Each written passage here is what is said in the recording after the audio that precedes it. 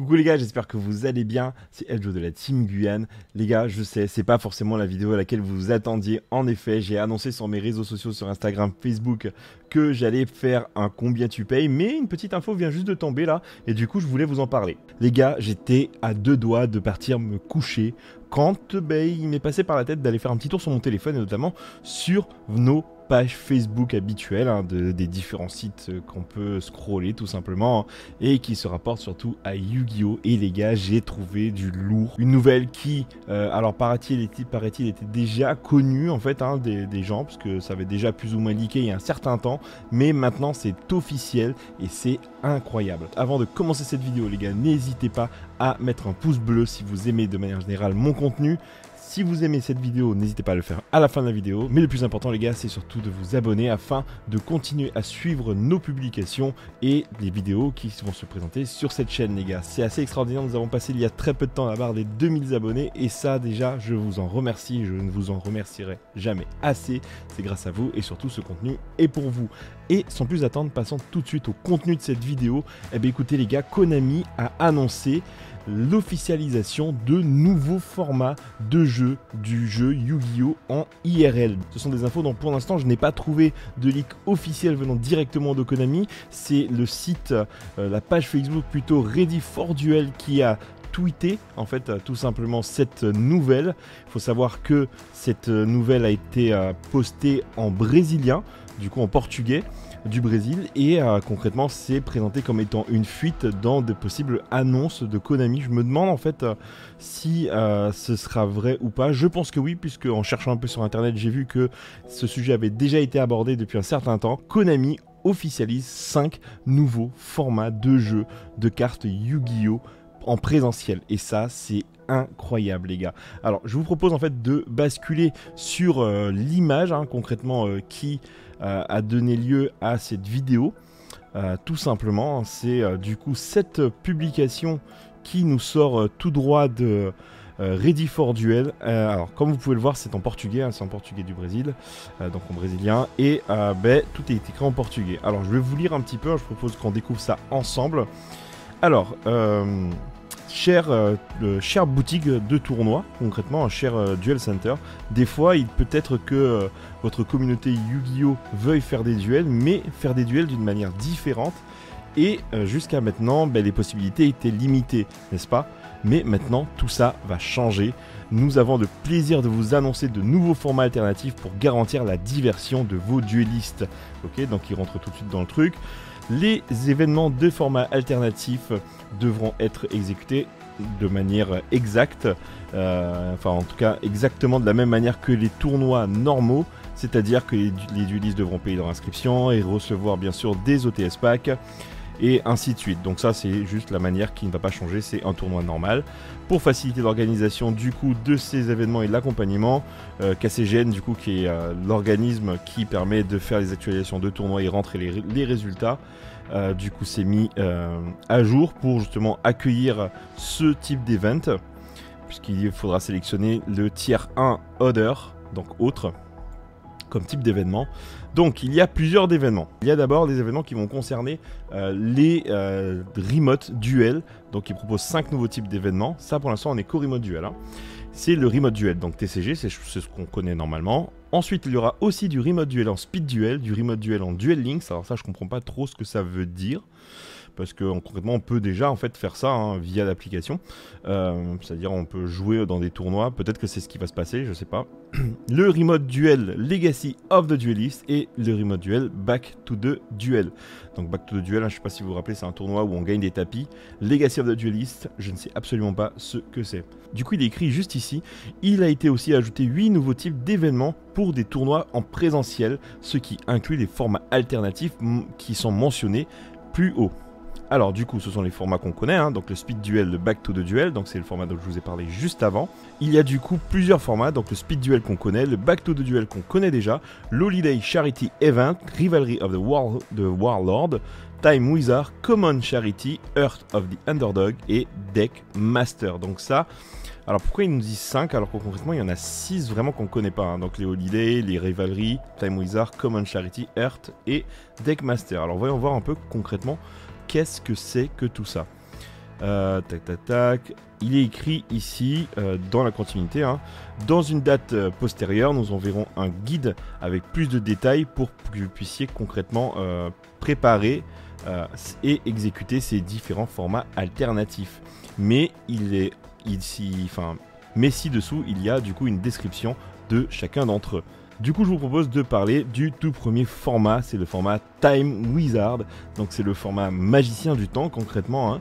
Donc, en portugais, donc le Time Wizard, c'est une modalité où les OTS, donc les Official Tournament Store, voilà, c'est ça, Official Tournament Store, donc les Duel Center, pourront mettre en place des événements rétro. Ah, ça va plaire à énormément de gens, j'en suis sûr et certain. L'organisation de ce tournoi devra avoir comme focus les règles et les mécaniques TCG en accord avec une période prédéterminée. Waouh, c'est incroyable. Le fil conducteur pour l'organisation du coup de ces tournois, ce sera l'application de la liste, de la banlist d'une époque spécifique, quoi, tout simplement. Ok, d'accord. Par exemple, si le Time Wizard se base sur le championnat national de 2005, le tournoi devra donc utiliser la banlist d'avril 2005 et du coup la dernière extension aussi qui sera donc Dark Beginning 2. Incroyable, ce format il est vraiment pas mal, ça va plaire à énormément de gens. Vous d'ailleurs qui aimez énormément le rétro, c'est peut-être un format qui est pour vous. Enfin, Yu-Gi-Oh commence à proposer d'autres types de formats au-delà du format master que l'on connaît, hein. C'est incroyable ce genre de choses puisque ça va permettre à une grande majorité de personnes qui ne sont pas forcément intéressées par le très gros compétitif à pouvoir trouver leur place, et je trouve ça fort parce que concrètement ça veut dire que vous avez les formats que vous allez aimer, que vous avez en tout cas aimé à un moment donné de l'histoire de votre implication dans Yu-Gi-Oh! Vous pourrez peut-être les jouer, et ça c'est incroyable. Donc concrètement, votre Duel Center pourra mettre en place des tournois en rapport avec des périodes, des banlists et un maximum concrètement de... Enfin pas un maximum, mais en tout cas une temporalité qui vous permettra d'utiliser des boosters, des cartes issues de boosters jusqu'à une certaine époque. Je trouve ça vraiment incroyable. Je pense que beaucoup de gens vont beaucoup aimer ce genre de choses. Je pense même à certains youtubeurs, hein, Zulu et compagnie, qui adorent jouer du rétro. Ce sera des formats qui seront très adaptés à eux. Alors ensuite, le deuxième format, Heart of the Underdog. Conformément au fait que certains duellistes testent leurs habilités de constructeurs de deck building, généralement ils découvrent certaines stratégies et que certaines d'ailleurs sont plus fortes avec certaines autres cartes. Actuellement, les decks Drytron par exemple, les Tribrigades sont assez forts justement puisqu'on découvre des interactions assez intéressantes avec plusieurs types de cartes différentes. Pour les événements dans le format Heart of Underdog, les Duel Center devront choisir les types de decks que les joueurs ne pourront pas utiliser dans ces événements, comme par exemple Drytron ou Tribrigade. Les duellistes alors devront jouer avec des decks utilisés de manière moins fréquente dans le format. La possibilité justement de permettre un tournoi plus casual, plus accessible, on va dire ça comme ça, où les joueurs pourront tout simplement utiliser de nouvelles stratégies, de nouvelles cartes et vivre concrètement de nouvelles interactions. Ça c'est vraiment pas mal, désolé parce que j'essaie de traduire en même temps que je suis en train de vous parler, et du coup ça vous permettra aussi d'explorer de nouveaux archétypes amusants. C'est de cette manière que du coup nous expliquer le format Heart of the Underdog. C'est incroyable ce format, c'est vraiment pas mal, puisque moi j'avais déjà vu un peu des tournois comme ça où justement on interdit certains decks parce qu'ils sont trop forts, et du coup ça permet concrètement de bosser, de découvrir de nouveaux archétypes, de nouveaux combos, et ça c'est intéressant parce que ça diversifie les possibilités en fait du jeu, et ça c'est cool, vraiment. Ouais, il y a moyen de se faire plaisir. J'ai pas mal de decks là qui pourraient rentrer dans ce format là, et j'ai vraiment hâte de pouvoir faire ce genre de format. J'espère que mon Duel Center pourra en mettre en place. Ensuite, il y a du coup le Common Charity, donc la charité commune. Les événements qui participent au format Common Charity détermineront le fait que les duellistes devront construire un deck utilisant simplement des cartes communes. Ok. Ah, c'est vraiment pas mal ça. Donc concrètement, on peut pas avoir de rareté. Ok, donc ça s'applique à tous les decks, le deck principal, le side deck et l'extra deck, bien sûr. C'est un format qui ressemble énormément au cast party de l'ancien Pegasus Challenge. Je ne sais pas ce que c'est, si vous savez ce que c'est, n'hésitez pas à me le dire en commentaire les potos. Mais il se restreint tout simplement aux cartes communes au lieu de permettre aux duellistes de sélectionner la rareté de leur deck. Ok, d'accord, donc le Pegasus Challenge, j'imagine que ça permettait à chaque duelliste de jouer avec les types de rareté qu'il voulait. Là, on vous impose de jouer avec des cartes en commune. C'est pas mal parce que Konami a quand même réédité énormément de cartes sympas, de staples en commune. Ça va vraiment être un bordel son nom, les gars, qu'on va devoir monter des decks pour le Common Charity où il faudra tout chercher en commune. C'est incroyable, c'est pas mal parce que du coup, je me demande s'il n'y aura pas du coup une espèce de up de cartes rééditées en commune grâce à ce genre de challenge, puisque ça nous permettra de le jouer, de le développer et de développer de nouvelles choses autour de ça. Ouais, c'est pas mal, j'aime bien le concept. J'aime vraiment bien le concept. Ensuite, il y a le Deck Master. Donc ce format, il est basé sur l'arc de l'animé, pendant lequel Noah Kaiba, donc le demi-frère de Seto Kaiba, je ne sais pas si vous vous rappelez de cette partie du manga, du coup emmène Yugi et ses amis dans un monde virtuel de duels, dans lesquels les duellistes peuvent sélectionner un monstre comme étant un maître du deck, un espèce de champion, pour les idées de différentes manières. Du coup, il nous donne plusieurs points en fait de ce deck master. Donc le maître de duel, enfin en tout cas le champion de duel, commence le duel à l'extérieur du deck. Ok. Ok, tous les effets du monstre sont appliqués comme s'il était face up sur le terrain. Les duellistes peuvent invoquer leur champion en invocation normale, ignorant les conditions d'invocation à n'importe quel moment pendant lequel ils le peuvent. Invoquer un monstre par une invocation normale.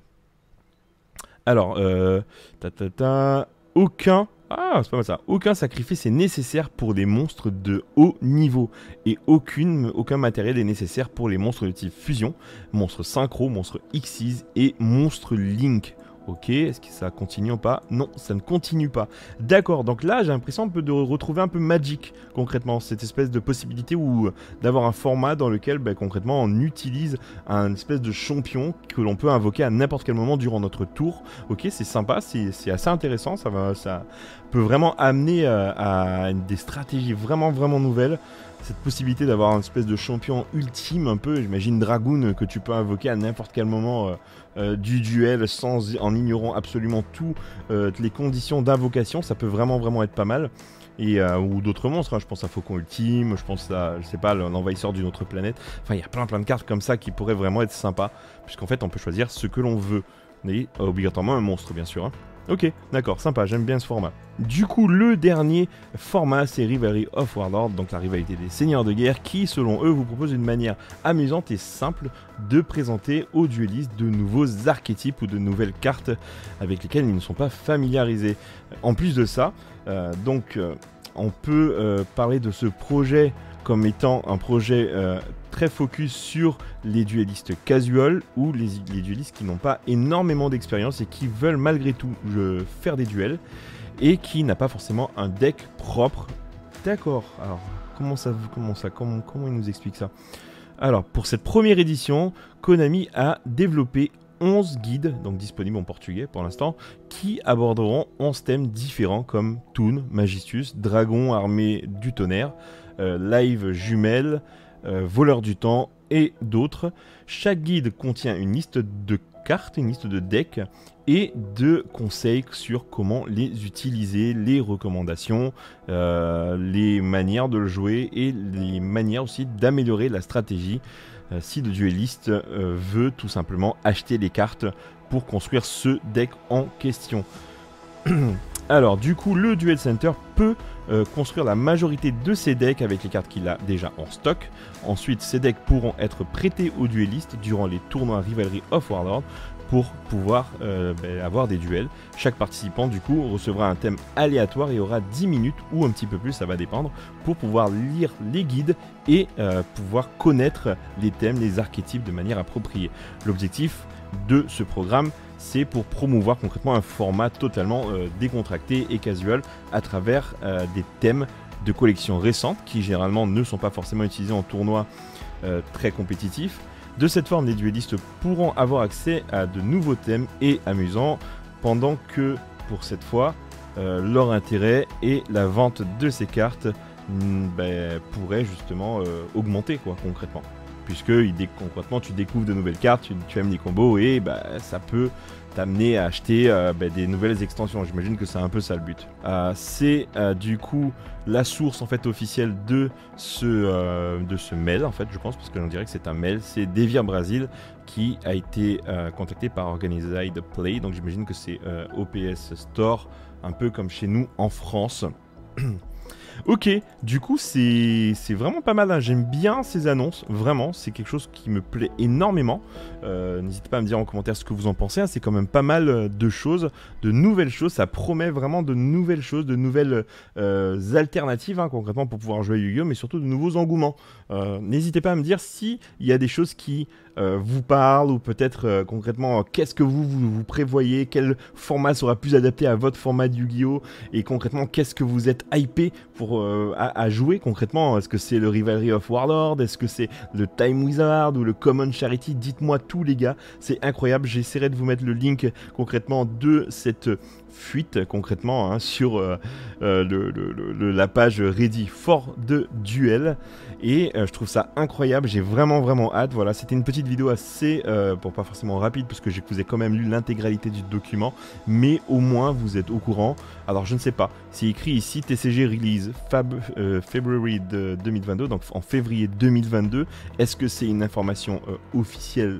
Je ne sais pas, il n'a pas été daté ici, en tout cas qu'elle sortirait dans le mail en février. Peut-être que oui, peut-être que non, mais en tout cas, c'est quelque chose qui me hype vraiment. Ok les gars, c'est tout pour cette vidéo pour moi. N'hésitez pas à me dire ce qui va vous hyper le plus au milieu de tous ces formats différents, parce que moi, je pense qu'il y a vraiment des choses qui me conviendraient et qui vont me permettre de prendre un peu plus de plaisir, parce que je pense que c'est ça aussi le but. Alors au-delà de vendre des cartes, enfin bien sûr pour Konami, le but aussi pour nous joueurs, le plaisir auquel on va, dans lequel on va pouvoir se situer, c'est justement ce plaisir de pouvoir jouer les cartes qui nous font plaisir dans des formats pendant lesquels ils seront jouables et non pas contrables ou simplement injouables, quoi. Voilà les gars, n'hésitez pas à me faire des commentaires, n'hésitez pas surtout à vous abonner à la page, c'est super important, prenez soin de vous et je vous dis à bientôt. Tchuss, peut-être dans un nouveau format.